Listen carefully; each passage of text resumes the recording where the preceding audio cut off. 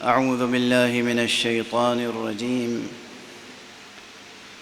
بسم الله الرحمن الرحيم. الحمد لله رب العالمين،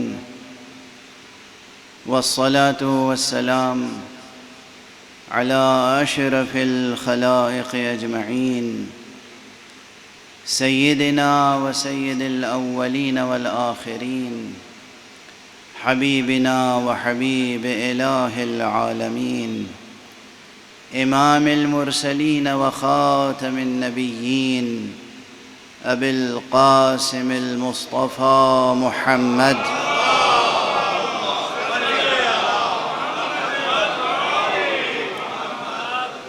وعلى أهل بيته الطيبين الطاهرين الهداة المهديين المعصومين المظلومين، واللعنة الدائمة على أعداء الحق والدين. أما بعد، فقد قال الله تعالى عز اسمه في محكم كتابه ومتقن خطابه: بسم الله الرحمن الرحيم. ألم نشرح لك صدرك ووضعنا عنك وزرك.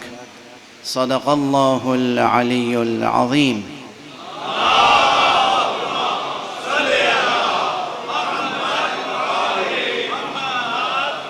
ایک اور بلند تر صلوات.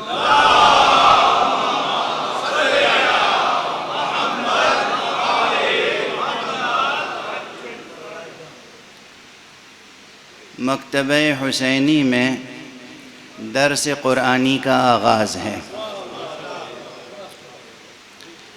یہ موضوع خود بہت وسیع موضوع ہے. قرآن اور مکتب حسین ایک بہت بڑا موضوع ہے، اور اس میں توحید سے لے کر نبوت سے لے کر معاد تک اور تمام معارف دین اس میں سمٹ آتے ہیں. لیکن ابھی جب میں منبر کی طرف آ رہا تھا تو ذہن نے یہ کہا کہ اس کو اور محدود اور مخصوص کیا جائے اس زمانے اور آنے والے زمانے کے تعلق سے. یہ جملہ تو یاد ہوگا اس فقیر کا. میں نے کبھی عرض کیا تھا کہ ماضی میں جینا چھوڑ دیجئے، مستقبل میں جینے کا اہتمام کیجئے.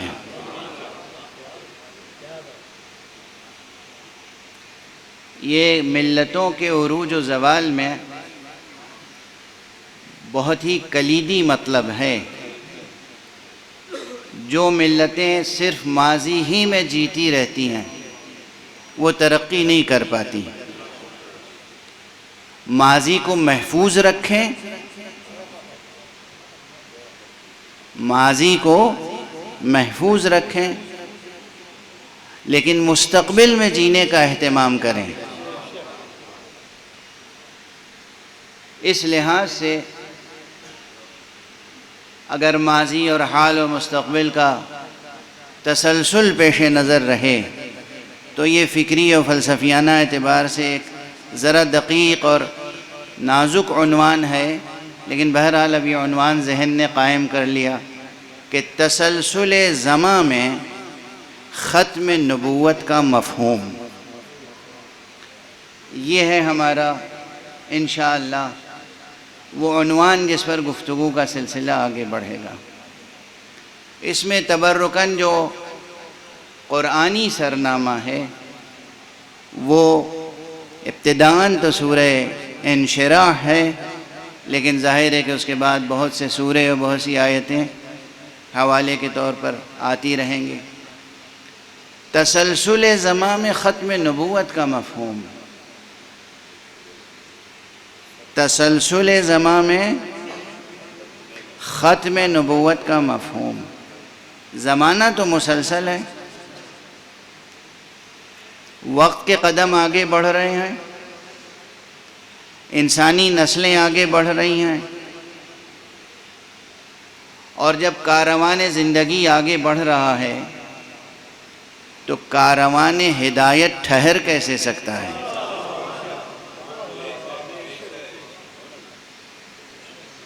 ایک بڑا سوال ہے نا. لیکن اس کے باوجود ختم نبوت کا اعلان ہو گیا اور برحق ہوا. اکثر یہ بحثیں چھڑی رہتی ہیں، یہ تو ان زندہ سوالات میں سے ہیں کہ جس پر اکثر بحثیں ہوتی رہتی ہیں، تساؤلات ہوتے رہتے ہیں، ایک دوسرے سے سوال کرتے رہتے ہیں. اور بہت سے جید بڑے بزرگ معروف مشہور علماء اور فلاسفہ نے باقاعدہ بحثیں کی ہیں کہ ختم نبوت سے مراد کیا ہے، ختم نبوت کی تفسیر کیا ہے. اس میں آپ کے مجلسی ذوق کے لحاظ سے ایک استعاراتی جملہ کہہ کر آگے بڑھوں. دیکھیے کچھ چیزیں ہوتی ہیں جو اگر ویسے بیان کی جائیں تو بہت لمبی چوڑی عبارت لکھنی پڑے گی یا ادا کرنی پڑے گی، لیکن اگر استعارے کی زبان اختیار کی جائے تو صفحوں کے صفحے ایک لفظ میں سمٹ آتے ہیں.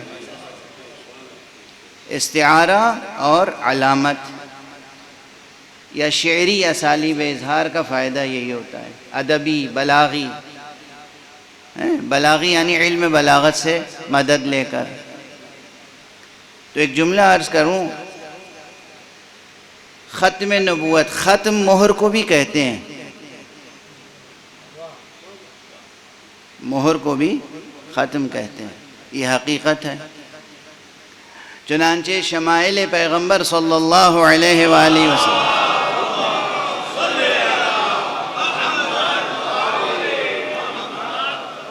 میں یہ چیز بہت سے علماء نے لکھی ہے کہ آپ کے شانے پر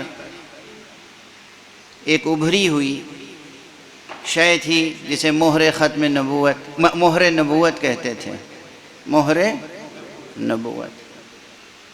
وہ شانے پر جو مہر نبوت تھی، کبھی کبھی اس پر حضور کسی اور کو بٹھا بھی دیتے تھے.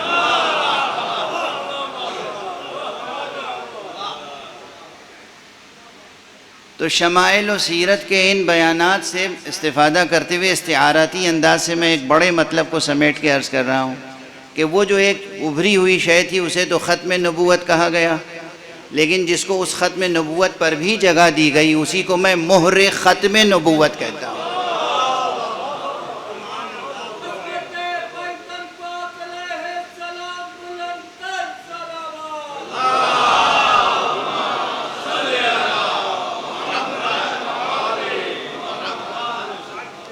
مہر نبوت ایک چیز ہوئی، مہر ختم نبوت وہ دوسری چیز ہوئی. دو مضمون الگ الگ ہیں. نبوت ایک مضمون ہے اور ختم نبوت الگ مضمون ہے. مہر لگائی وہاں جاتی ہے جہاں مضمون ختم ہوتا ہے، جہاں مطلب کوئی تمام ہو جائے وہیں پر مہر لگا دی جاتی ہے. تو جہاں نبوت ختم ہوئی وہاں بھی مہر، اور جہاں مقام ختم نبوت ہے وہ ذرا بلندتر مرتبہ ہے، تو وہاں اسی کی نسبت سے مہریں بھی بڑی اہم انتخاب کی گئیں. اور جب مطلب بہت اہم ہو تو ایک مہر سے کام نہیں چلتا ہے، کبھی کبھی متعدد مہریں درکار ہوتی ہیں. جو لوگ اس فقیر کی طرح کتابوں کی ورق گردانی کے عادی ہیں تو لائبریریز میں جاتے ہیں، ہم پرانی کتابیں مینوسکرپٹس نکلواتے ہیں تو دیکھتے ہیں کہ کس نسخے پر کتنی زیادہ مہریں لگی ہوئی ہیں. ان مہروں سے اس نسخے کی اہمیت بہت بڑھ جاتی ہے. یا کسی دستاویز پر کتنی مہریں لگی ہوئی ہیں اس سے اس دستاویز کی اہمیت بڑھ جاتی ہے. دستاویز تو بذات خود اہم ہوتا ہے، لیکن دستاویز کے استناد میں وہ مہریں کام آتی ہیں۔ تو اسی طرح میں دیکھتا ہوں تاریخ میں کہ کس کس کو حضور نے اپنے شانے پہ بٹھایا۔ محرم کے موضوع کے لحاظ سے تو آپ حضرات ہمیشہ یہ سنتے رہتے ہیں کہ حضرت امام حسین علیہ السلام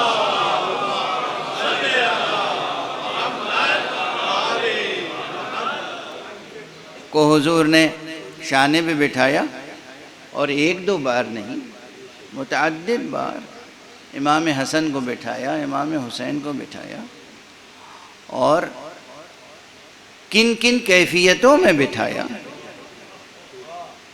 اب دیکھیے، یہ تو حدیث و سیرت و شمائل اور حضور کے آداب اور حضور کے سنن میں روایات موجود ہیں، صحیح سند روایات ہیں۔ کس کس کیفیت میں بٹھایا؟ نماز کی کیفیت میں بٹھایا۔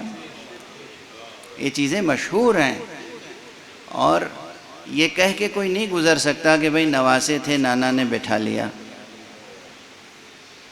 جو آپ اکثر سنتے رہتے ہیں، یہ اعذار باردہ، یہ بے محتوا اعتراضات، بے قیمت اعتراضات، اگر شخص پیغمبر صلی اللہ علیہ وآلہ وسلم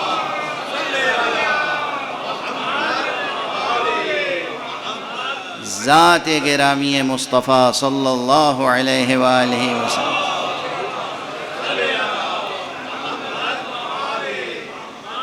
اگر ان کی معرفت ہو تو ان کے کسی ایک چھوٹے سے چھوٹے عمل کو بھی انسان معمولی نہیں سمجھے گا۔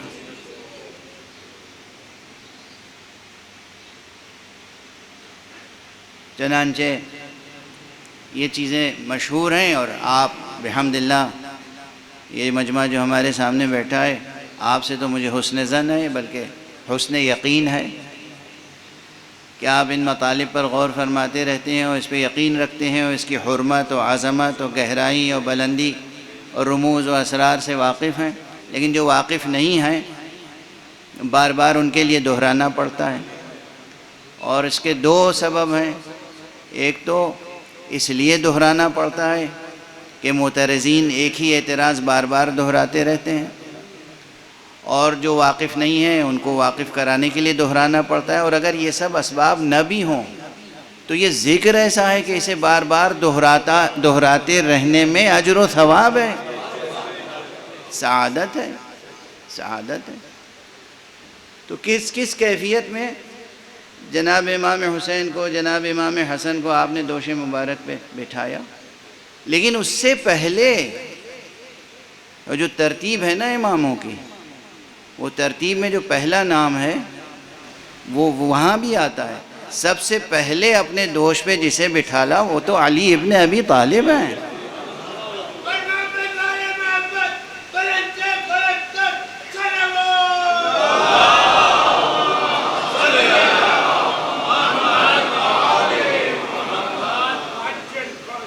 سب سے پہلے کیا شرف ہے، کیا عظمت ہے، آپ ذرا تصور فرمائیے، کیا شرف ہے، کیا عظمت ہے، کیا بلندی ہے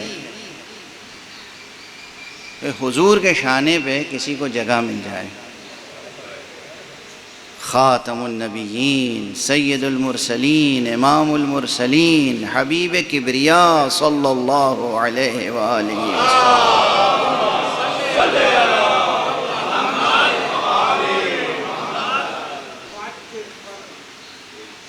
اب یہ جو کچھ میں عرض کر رہا ہوں، یہ ان کے لیے اہمیت رکھتی ہیں باتیں کہ جو واقعاً ان کلمات کی حرمت سمجھتے ہیں۔ نبی، نبوت، ختم نبوت، رسول، رسالت، امام المرسلین، یہ ترکیبیں، یہ الفاظ، اس کی معنویت جو سمجھتے ہیں ان کے لیے تو بہت کچھ ہے، اور جو حضور کو اپنا جیسا سمجھتے ہیں ان کے لیے کچھ بھی نہیں ہے۔ یہاں پر میں ایک جملہ عرض کروں،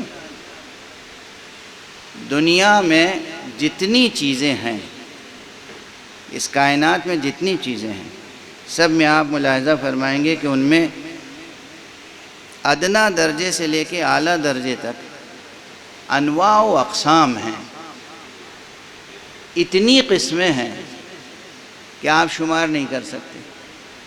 جمادات میں دیکھ لیں،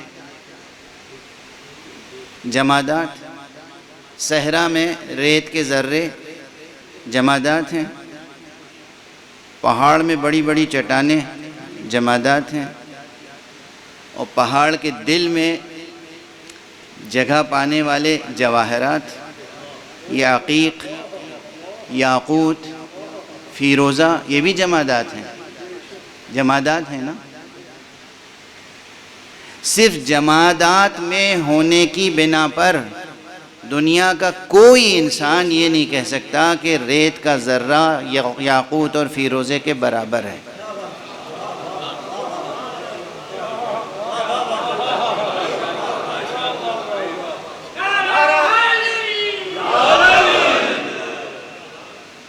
بھئی یہ بھی جمادات میں ہے اور یہ بھی جمادات میں ہے اور یہ بھی جمادات میں ہے۔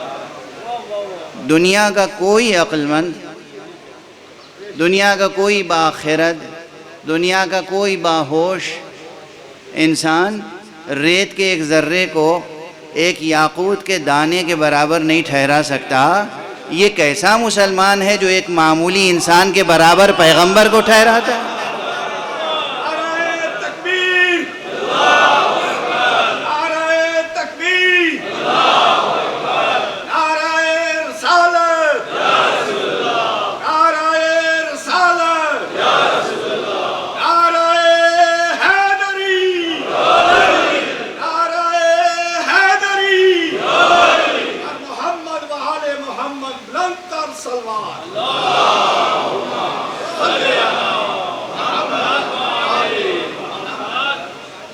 ہر شے میں اسی طرح مراتب ہیں۔ جمادات کی اپنی دنیا ہے، اس میں مراتب ہیں۔ نباتات کی اپنی دنیا ہے، اس میں مراتب ہیں۔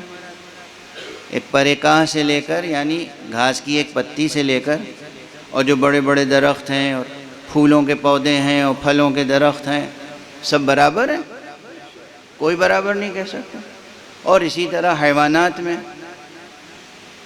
وہ جو یونی سیلولر جاندار ہیں ان سے لے کر اور پھر شیر اور ہاتھی اور دنیا بھر کے حیوانات ہیں، سب برابر ہیں حیوان ہونے کی حیثیت سے۔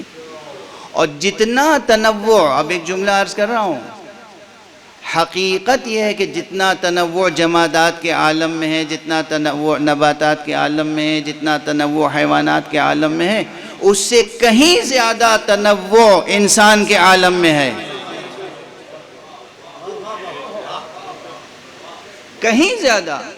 ایک معمولی انسان سے لے کر اور ایک انسان کامل تک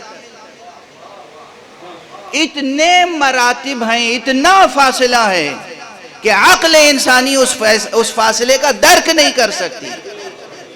تو کہاں ایک معمولی انسان اور کہاں ایک انسان کامل، خاتم النبیین، امام المرسلین صلی اللہ علیہ وآلہ وسلم۔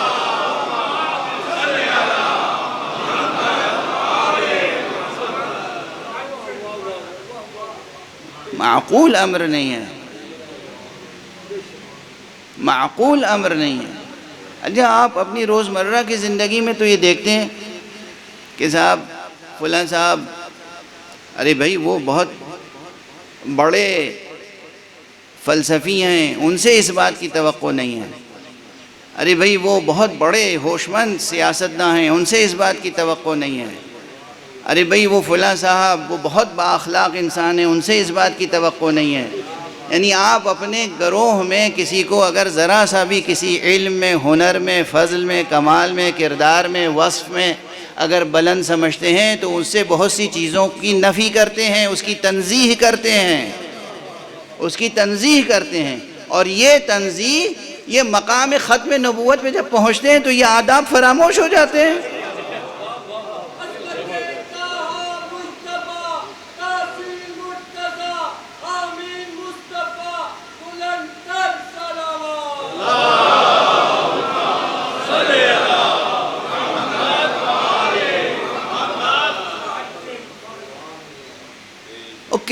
بحثیں ہیں، کتنی بحثیں ہیں اس سلسلے میں، اور زور اس بات پر ہے کہ وہ بشر تھے، یعنی ہمارے جیسے تھے۔ بے شک وہ بشر تھے بنص قرآن، مگر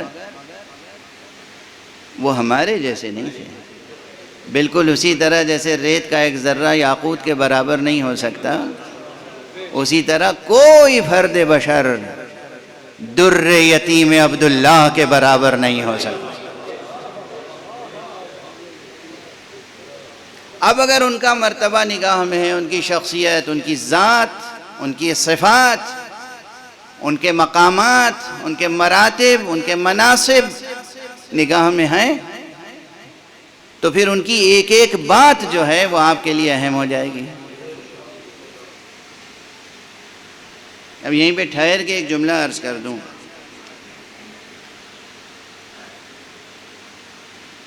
ابھی ماہ ذی الحجہ گزرا ہے، اور اس ماہ ذی الحجہ میں 18 ذی الحجہ ہم عید غدیر مناتے ہیں۔ بہت سے مسلمان مناتے ہیں، اور بہت سے حضرات نہیں مناتے، انہیں اشکال ہے، ایراد ہے، اعتراض ہے، بات سمجھ میں نہیں آتی۔ ایک تو یہ بات کہی جاتی ہے کہ اسے عید کیوں کہتے ہیں، اور پھر روزہ بھی رکھتے ہیں۔ عید میں تو روزہ حرام ہے۔ دیکھیے فقہ کی اور شریعت کی کیا سمجھ ہے، کیا شعور ہے، کیا علم ہے، کس طرح کے اعتراضات ہوتے ہیں۔ ارے بھائی، وہ 2 عیدیں خاص ہیں جن میں شریعت نے روزہ رکھنا حرام قرار دیا ہے، ورنہ خود رسول پاک کا اعلان ہے کہ مسلمانوں کے لیے ہر جمعہ روز عید ہے، مگر ہر جمعے کو روزہ رکھنا حرام نہیں ہے۔ اگر کوئی شخص ملتزم ہو کہ عموماً روزہ رکھتا ہو، تو وہ کیا شنبہ ہو، کیا یکشنبہ ہو، کیا جمعرات ہو، کیا جمعہ، کیا پنجشنبہ، کیا جمعہ، ہر دن روزہ رکھ سکتا ہے۔ جبکہ حدیث میں ہے، حضور علیہ السلام نے فرمایا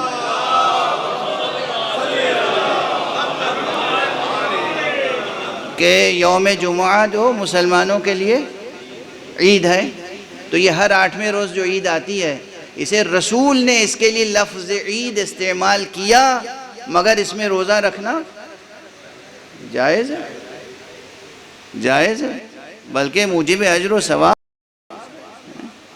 اسی طرح اور بہت سی عیدیں ہیں۔ ہم رسول اللہ کی ولادت کی تاریخ کو بھی عید کہتے ہیں، ہم مولا امیر المومنین کی ولادت کی تاریخ کو بھی عید کہتے ہیں۔ ہم تو جس دن تثلیث کو توحید کے مقابلے میں شکست ہوئی، روز مباہلہ، اسے بھی عید کہتے ہیں۔ اور ہمیں حیرت ہے کہ اہل توحید اس روز کو عید کیوں نہیں مناتے؟ اس لیے کہ مسئلہ مقابلہ تثلیث اور توحید کا تھا، شرک اور توحید کا تھا، اور توحید کو فتح حاصل ہوئی، تو فرزندان توحید کو تو یوں ہی جشن منانا چاہیے،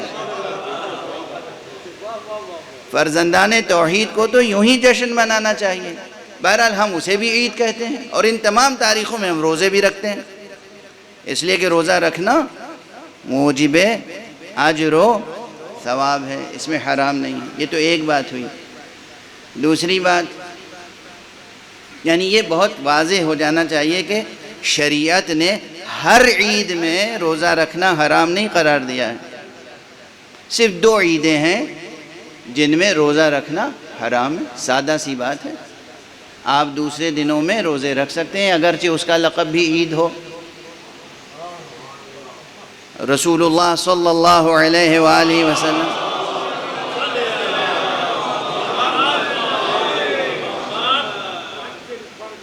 نے جس روز اعلان رسالت فرمایا، ہم اسے عید بعثت کہتے ہیں، یعنی ہمارے لیے خوشی کا موقع ہے کہ حضور خاتم النبیین کی بعثت ہوئی، وہ بھی عید ہے۔ کتنی عیدیں ہیں؟ اگر رشتہ خدا سے اور خدا والوں سے محبت کا ہو جائے نا قائم، تو خدا کی قسم زندگی ایسے گزرتی ہے کہ ہر روز روز عید ہوتا ہے، ہر شب شب برات۔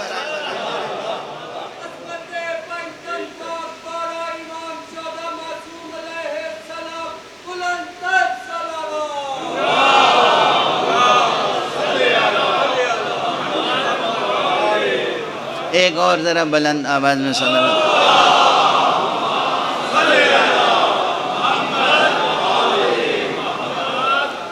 اگر رشتہ خدا سے محبت کا ہے اور خدا والوں سے محبت کا رشتہ ہے، میرا خیال ہے بہت آسان زبان میں بولنے لگا ہوں اب، اور مبتلا بہ مسائل کی طرف بھی متوجہ کرنے لگا ہوں. بلا سبب بہت سی بحثیں ہوتی ہیں بے محتوا، نہ دلیل شرعی ہے نہ دلیل علمی ہے، کسی اعتبار سے نہیں، مناظروں کا موضوع بنا ہوا ہے، ایک دوسرے سے دوریاں اختیار کرنے کے اسباب فراہم ہو رہے ہیں. اسلام آیا تھا دلوں کو ملانے کے لیے، ذہنوں کو جوڑنے کے لیے، انسانوں کو وحدت کے رشتے میں پرونے کے لیے. اس لیے بے سبب انتشار اور تفرقہ نہیں کرنا چاہیے. بہرحال الحدیث ذو شجون، بات سے بات نکلتی چلی آتی ہے تو میں یہ سب عرض کرتا چلا جا رہا ہوں. ورنہ عرض یہ کر رہا تھا کہ حضور علیہ السلام کی زندگی اور آپ کی شخصیت اور آپ کے صفات اتنے اہم ہیں کہ حضور کی زندگی کا کوئی ایک لمحہ بھی ایسا نہیں ہے جو ہمارے لیے مکمل توجہ کی جاذبیت نہ رکھتا ہو. توجہ ہے میں جو عرض کرنا چاہ رہا ہوں. اب یہ جملہ لندن میں کی ایک محفل میں کہہ کے آیا ہوں، جو لوگ وہ محفل سن چکے ہیں ان کے لیے مقرر ہوگا، لیکن یہاں مقرر نہیں ہے اس ممبر پر، اس مجمع کے سامنے. اب میں عرض کروں کہ ہم جو 18 ذی الحجہ کو ایک اہتمام کے ساتھ جشن مناتے ہیں، عید مناتے ہیں، وہ کیا کرتے ہیں اس دن؟ بہت سے لوگوں کو نہیں اطلاع ہے تو میں بیان کیے دیتا ہوں. کیا کرتے ہیں ہم، وہ کیوں کرتے ہیں؟ توجہ رہے اس نقطے کی طرف. حضور کی زندگی، حضور کی زندگی کا ہر لمحہ، حضور کے دہن مبارک سے نکلنے والا ہر جملہ، حضور کا اٹھنے والا ہر قدم ہمارے لیے مکمل جاذبیت رکھتا ہے. اس میں تو کسی کو شک و شبہ نہیں. اب اگر حضور مکے سے حج تمام کر کے مدینے کی طرف جا رہے ہیں اور کہیں ٹھہر گئے تو یہ آپ کا قیام بھی ہمارے لیے قابل غور ہوگا یا نہیں؟ تشریف لے جا رہے تھے، ٹھہر گئے. اچھا، نہ صرف یہ کہ خود ٹھہر گئے، بلکہ جو آگے آپ سے بڑھ گئے تھے ان سے کہا پیچھے آ جائیں. جو پیچھے رہ گئے تھے ان کا انتظار کیا. آپ دیکھ رہے ہیں اہتمام. اس کے بعد آپ نے کوئی خطبہ ارشاد فرمایا. اس میں کیا ارشاد فرمایا یہ ابھی بحث نہیں کر رہا ہوں، میں صرف یہ عرض کر رہا ہوں حضور چلتے چلتے رک گئے.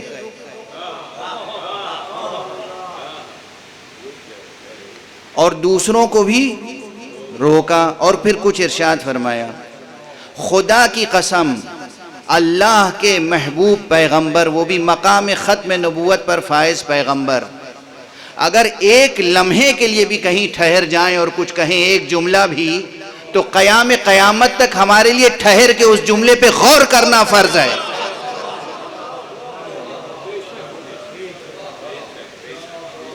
غور فرما رہے ہیں؟ اگر حضور ایک لمحے کے لیے ٹھہر جائیں اور آپ کے اس توقف کی حکمتوں کو اور اسرار کو سمجھنے کے لیے قیامت تک بھی ہمیں غور کرنا پڑے تو یہ روا ہے، سزاوار ہے، مناسب ہے، بشرطے کہ حضور سے محبت کا رشتہ ہو، حضور کے مرتبے سے واقفیت ہو اور حضور کے مرتبے کی قدر شناسی ہو. اگر اس نقطہ نظر سے حضور صلی اللہ علیہ وآلہ وسلم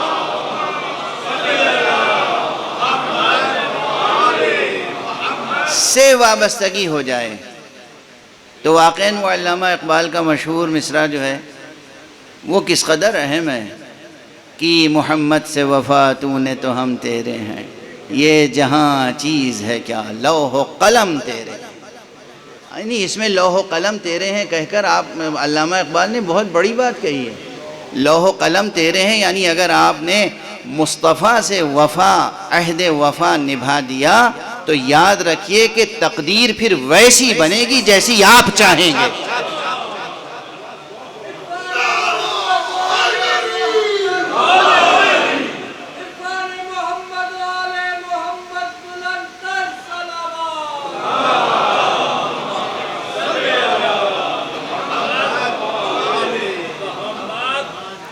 اگر واقعاً مقام ختم نبوت کو سمجھ لیا، اگر واقعاً پیغمبر اکرم صلی اللہ علیہ وآلہ وسلم کی ذات مبارک سے وابستگی اور آپ سے حبی نسبت قائم ہو گئی، محبت کا رشتہ قائم ہو گیا، تو پھر لوح و قلم آپ کے ہیں، یعنی آپ جیسی اپنی قسمت بنانا چاہیں بنا لیں. اب یہیں سے میں عرض کر دوں، پھر یہ جملہ ایک چھوٹا سا اضافہ کر دوں، معنویت بڑھ جائے گی. جیسی اپنی تقدیر بنانا چاہیں بنا لیں بطفیل حب مصطفیٰ. اس کے معنی یہ ہے کہ آپ اپنا روشن مستقبل بھی جیسا چاہیں بنا لیں. اگرچہ پیغمبر بظاہر آپ کے درمیان موجود نہیں ہیں، مگر پیغمبر کی سیرت پہ عمل کر کے، پیغمبر کے فرامین پہ عمل کر کے، پیغمبر کے ساتھ محبت کا رشتہ برقرار رکھ کے آپ اپنا ماضی بھی محفوظ رکھ سکتے ہیں، اپنے حال کو بھی بنا سکتے ہیں، مستقبل بھی روشن کر سکتے ہیں. صلوات پڑھ دیجئے محمد وآلہ.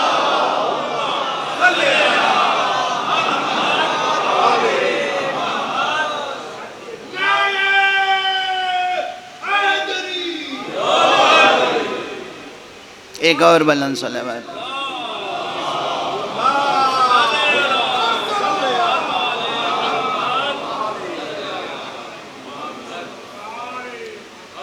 یہ بہت بڑا مسئلہ ہے، میں بہت سی باتیں ابھی بھی بہت کھل کے نہیں عرض کر رہا ہوں. یہ بہت بڑا مسئلہ ہے. سوچیں، ادعا کافی نہیں ہے، یہ دعویٰ کرنا کافی نہیں ہے کہ ہم حضور کو تسلیم کرتے ہیں. واقعاً اپنے پورے وجود کے ساتھ ثبوت فراہم کرنا ہوگا کہ ہم اللہ کے رسول کو تسلیم کرتے ہیں. نعوذ باللہ، 100,000 بار نعوذ باللہ، اسلام میں بت پرستی نہ تھی، نہ ہے، نہ انشاءاللہ کبھی داخل ہو سکتی ہے. تو اللہ کا تو کوئی بت بنا نہیں سکتے، حرام ہے. اللہ کے سامنے مکمل طور پر سر تسلیم خم کرنا ہو تو علامتی شخصیت سوائے مصطفیٰ کے اور کوئی نہیں ہے. سرکار رسالت مآب صلی اللہ علیہ وآلہ وسلم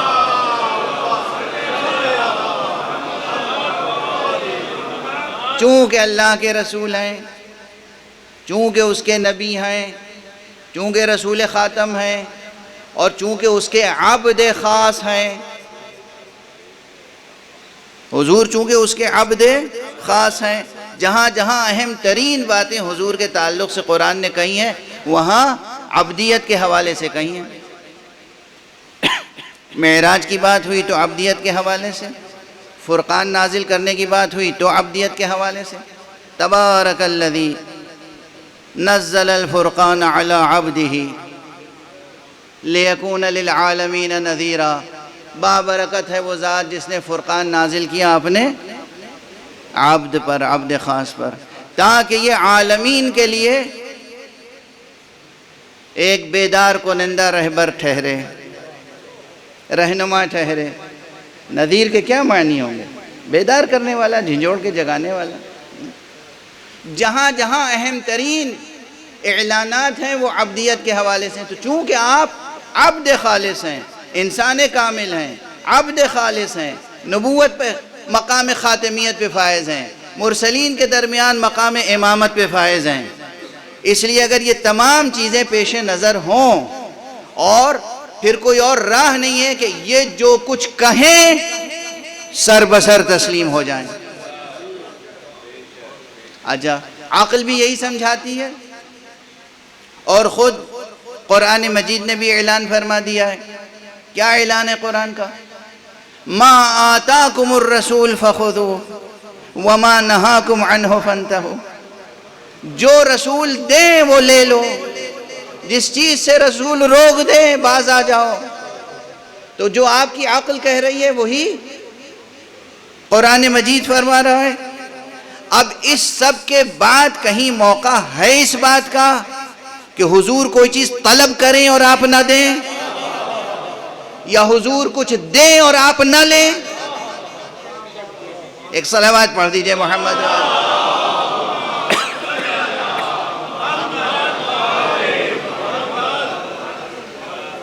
اور فرما رہے ہیں اصل مسئلہ حضور علیہ السلام کے سامنے سر تسلیم خم کرنے کا، پہلے بھی عرض کر چکا ہوں، پھر عرض کر رہا ہوں، قرآنی ہی حوالہ ہے۔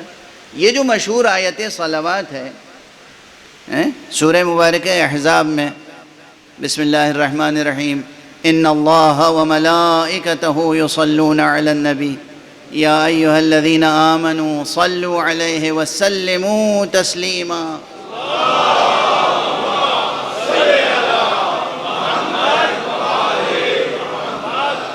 کیا ہے مضمون آیت؟ کیا ہے حکم اس آیت میں پوشیدہ؟ بھئی دو کلمات خاص ہیں، کلیدی سمجھنے کی بات ہے، صلو و سلمو، جو ہم سے تعلق رکھتا ہے۔ مضمون آیت یہ ہے کہ بے شک، ان اللہ، بے شک، بالتحقیق، حقیقت یہ ہے کہ، دراصل بات یہ ہے کہ، جو بھی آپ ترجمہ کر لیں، کیا کہ اللہ اور اس کے ملائکہ اس نبی کی ثنا کرتے ہیں، اس نبی پہ رحمتیں نازل ہوتی ہیں۔ اے ایمان لانے والو، تم بھی نبی پہ درود بھیجو، اور اس کے بعد کیا ہے؟ وَسَلِّمُوا تسلیما، اور اس طرح پیغمبر کی اطاعت میں سر تسلیم خم کرو کہ اطاعت کا حق ادا ہو جائے۔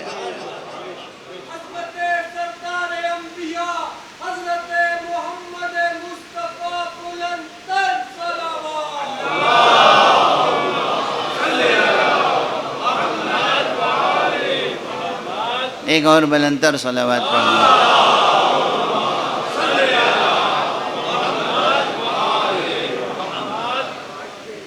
تو میں اپنی طرف سے تو کچھ نہیں عرض کر رہا ہوں، قرآن اور عقل۔ تو اصل چیز ہے حضور علیہ السلام کو مکمل طور پہ قبول کرنا اور آپ کے سامنے سر تسلیم خم کر دینا۔ حضور کے آگے سر تسلیم خم کرنا بدلیل محبت خدا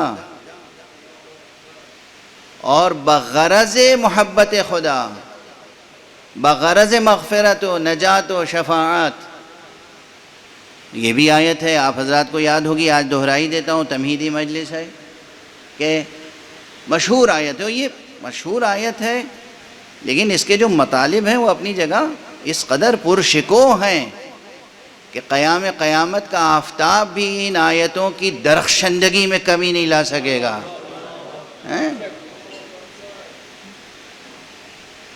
قل ان کنتم تحبون اللہ فاتبعونی یحببکم اللہ، کہہ دیجئے کہ اگر تم اللہ کی محبت رکھتے ہو تو پھر میری پیروی کرو، میری پیروی کا انعام یہ ملے گا کہ اللہ بھی تم سے محبت کرے گا۔ آپ حضرات تو ان مضامین کو جذب کیے بیٹھے ہیں، لیکن مجھے معلوم ہے کہ یہ آواز میری دور تک جا رہی ہے، تو جہاں تک یہ آواز جا رہی ہے اور جائے گی، میں وہاں تک ان پیغامات کو پہنچانا چاہ رہا ہوں۔ ایک صلوات پڑھ دیجئے محمد۔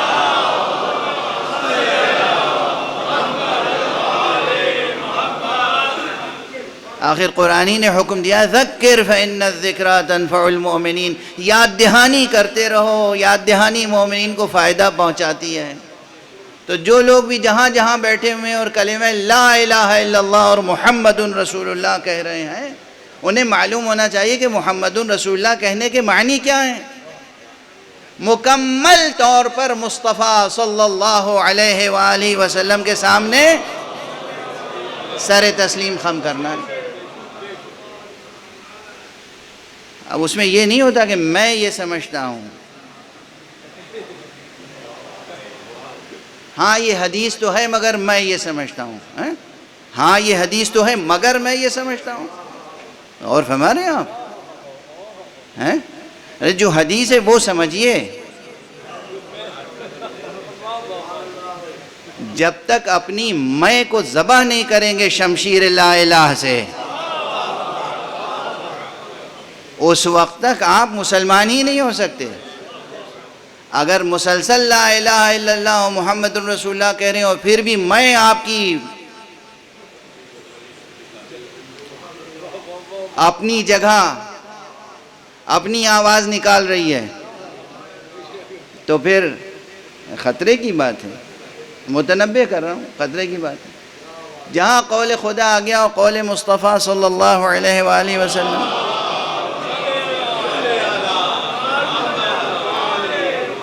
اصل دین یہی ہے، اصل دین یہی ہے، اصل دین، اول دین، آخر دین، عمق دین، فراز دین، کل دین یہی ہے. کل دین ہے سیرت مصطفیٰ، سنت مصطفیٰ. ہاں کل دین ہے، کل دین ہے سنت مصطفیٰ، کل دین ہے سیرت مصطفیٰ. اور اس سنت مصطفیٰ اور سیرت مصطفیٰ میں اتنی وسعت ہے اور اتنی حرکیت ہے اور اتنی زندگی ہے کہ قیام قیامت تک کے لیے تمام عالمین کے لیے کافی ہے ہدایت کے لیے. یہ جو نئی روشنی میں کچھ دانشور صاحبان گفتگو کرنے لگے ہیں اور ختم نبوت کے پتہ نہیں کیا کیا معنی نکالتے ہیں. ختم نبوت کے ایک معنی یہ نکال لیے کہ بھئی انسانیت اب بالغ ہو گئی، انسان کی عقل جو ہے وہ بالغ ہو گئی، اور اس لیے اب ہمیں آسمانی رہنمائی کی ضرورت نہیں باقی ہے. ختم نبوت کے یہ معنی. اب میں نام نہیں لوں گا کہ یہ نظریہ کس نے پیش کیا ہے، بڑے پرشکوہ انداز سے، کہ عقل بالغ ہو گئی، عقل تجربی، عقل استقرائی بالغ ہو گئی. انسان کی ڈیڈکٹیو لاجک اور انڈکٹیو لاجک دونوں اتنی بالغ ہو گئی کہ اب انسان کو آسمانی ہدایت کی، وحی کی ضرورت نہیں رہ گئی. اس لیے نبوت ختم ہو گئی. اچھا کس قدر متناقض ہے یہ بات اس سے کہ ایک مسلمان کی حیثیت سے ہم روزانہ نمازوں میں 5 مرتبہ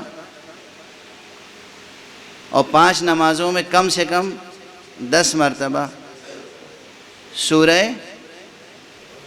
حمد پڑھتے ہیں، بلکہ اور اس سے زیادہ مرتبہ ہے نا. یہ تو علی اختلاف الاقوال مختلف فقہی مکاتب میں جو فرق ہے. سورہ حمد پڑھتے ہیں، اس میں خاص کیا ہے چیز؟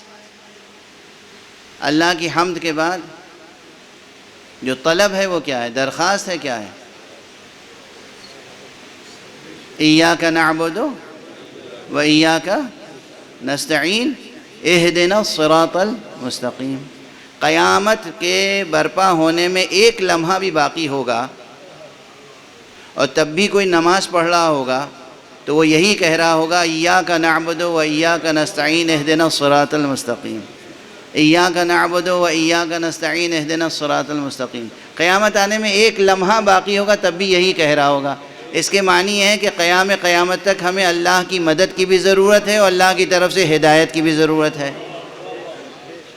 تو قرآن مجید یہ بتا رہا ہے، نماز ہمیں یہ سکھا رہی ہے، حضور ہمیں یہ سکھا رہے ہیں، اور ہمارا فلسفی و مفکر یہ کہنے لگتا ہے کہ اب ہماری عقل تجربی، عقل استقرائی، عقل استنباطی، ہماری منطقی قوت، ہمارا فلسفہ، ہماری سائنس اتنی بالغ ہو گئی ہے کہ اب ہمیں آسمانی ہدایت کی ضرورت نہیں رہ گئی. اور ہمارے آپ تو اب آج سے اس نظریے کو تو آپ رد کر دیں. یہ نہ دیکھیں کس نے کہا، یہ دیکھیے کہہ کیا رہا ہے. اور یہ بہت بڑا اصول ہے. یہ نہ سوچیں کہ کس نے کہا، یہ دیکھیے کیا کہا. وہ بات جو کہی وہ عقل و برہان و وحی کی میزان پر مکمل اترتی ہے، قابل قبول ہے یا قابل رد. اگر قابل قبول ہے بے شک قبول کر لیجئے، اگر قابل رد ہے رد کر دیجئے. تو اللہ سبحانہ و تعالیٰ کی طرف سے آسمانی مدد اور آسمانی ہدایت کی ضرورت ہمیں نہ صرف یہ کہ قیامت تک ضرورت رہے گی اس کی، بلکہ قیامت میں بھی ضرورت رہے گی اس کی۔ اور اسی اعتبار سے مصطفیٰ صلی اللہ علیہ وآلہ وسلم کو جب تک ہم اس دنیا میں ہیں ان کی ہدایت کی ضرورت رہے گی، جب ہم اس دنیا میں چلے جائیں گے تو ان کی شفاعت کی ضرورت ہوگی۔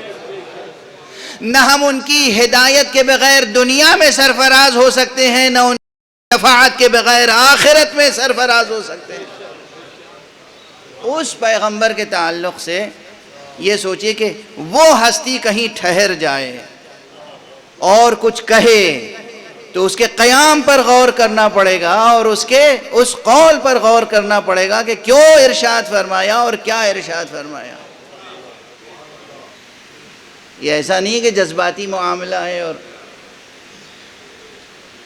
گھریلو معاملہ ہے یا چند دوستوں کے درمیان کا معاملہ ہے۔ ایک صلوات پڑھ دیجئے محمد۔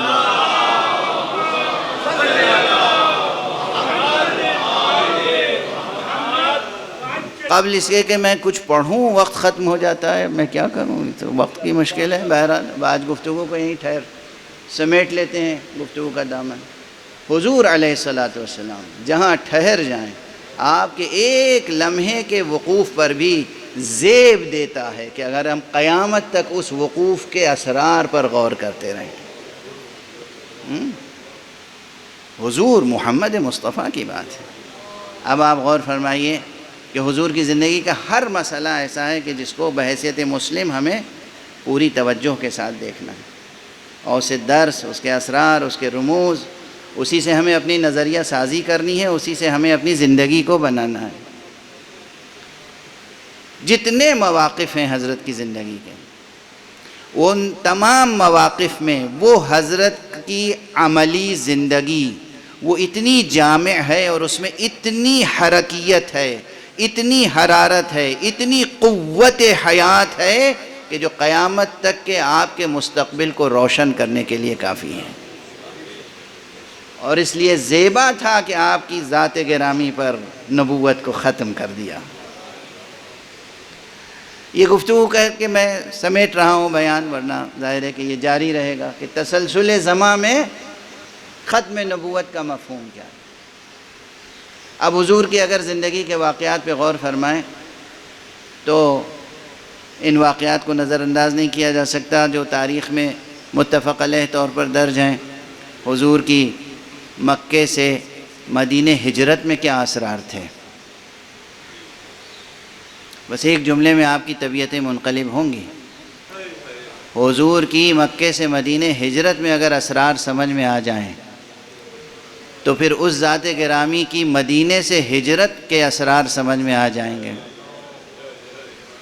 کہ جو 28 رجب سن 60 ہجری مدینہ چھوڑ کے مکے کی طرف ہجرت کر رہا تھا، وہ حسین جس کے لیے حضور نے فرمایا تھا حسین منی و انا من حسین، حسین میرا مجھ سے ہے اور میں حسین سے ہوں۔ وہ حسین مدینے سے مکے کی طرف ہجرت فرما رہے تھے، اور کیا ہجرت کی کیفیت تھی۔ واقعات وہی ہیں، دیکھیے واقعات وہی ہیں، اور ہر سال آپ سنتے ہیں، بلکہ سال بھر سنتے رہتے ہیں، مگر جب بھی سنتے ہیں تو ان واقعات میں کیا المناکی ہے، کیا تاثیر ہے۔ جب آپ یہ سنتے ہیں تو کس طرح آنکھوں سے آنسو برسنے لگتے ہیں کہ 28ویں رجب کی شب حسین ابن علی نانا کی قبر پر گئے، اور بھرا ہوا تھا دل، دنیا کی مصیبتیں سامنے تھیں۔ عجب انداز سے کہا السلام علیک یا جدہ، نانا آپ پر سلام ہو، نانا آپ سے رخصت کے لیے آیا ہوں، اب مدینے میں میرا رہنا مشکل ہو گیا ہے۔ اللہ اکبر، اللہ اکبر، کس کیفیت سے آپ جدا ہوئے۔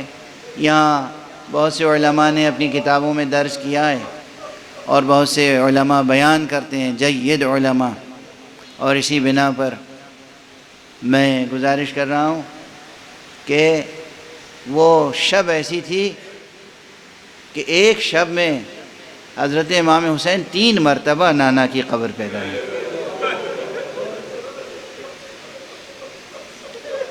اور ہر مرتبہ جب گئے تو آپ کی آنکھوں سے آنسو بہہ رہے تھے۔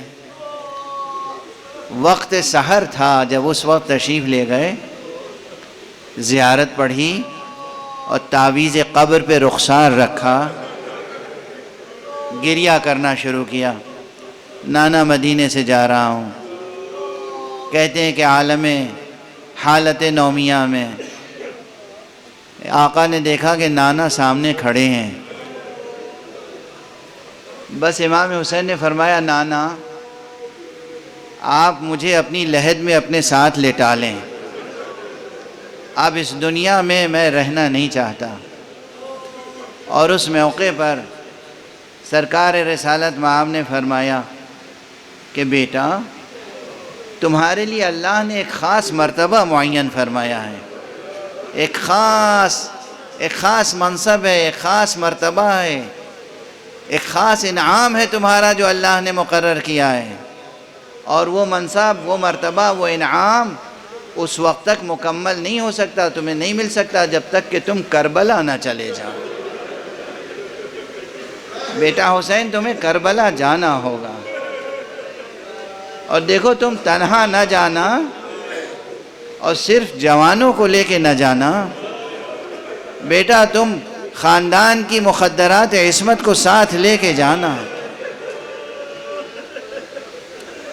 اسی لیے جب کارواں روانہ ہو رہا تھا اور جناب ابن عباس آگے بڑھے، حضرت محمد ابن حنفیہ آگے بڑھے اور بہت سے لوگ آگے بڑھے، اور آقا سے بار بار یہ التماس ہو رہی تھی، یہ گزارش کی جا رہی تھی، فرزند رسول آپ کربلا نہ جائیں، فرزند رسول مدینہ چھوڑ کے نہ جائیں۔ تو امام نے فرمایا کہ میں نے اپنے نانا سے یہ حکم پا لیا ہے کہ یا بنی اخرج الی العراق، میرے بیٹے جاؤ عراق کی طرف جاؤ، شاء اللہ ان یراک قتیلا، اللہ کی مشیت یہ ہے کہ وہ تمہیں اپنی راہ میں ذبح شدہ دیکھ۔ سن کے عزیزوں نے گریہ کیا، تڑپ گئے، اور اس کے بعد کہا کہ اگر آپ جا رہے ہیں، آپ کے لیے حکم ہے، آپ کے لیے مشیت ہے، یہ مخدرات عصمت و طہارت، ارے بی بی زینب کو تو نہ لے جائیں ساتھ میں، ام کلثوم کو تو نہ لے جائیں ساتھ میں۔ اور اس وقت آپ نے جب یہ جملہ فرمایا تو کیا قیامت ٹوٹی ہوگی، کون اندازہ کر سکتا ہے۔ آپ نے فرمایا کہ میرے نانا نے یہ بھی فرمایا ہے شاء اللہ یراہن سبایا، ارے اللہ کی مشیت یہ ہے کہ وہ انہیں اپنی راہ میں اسیر دیکھے۔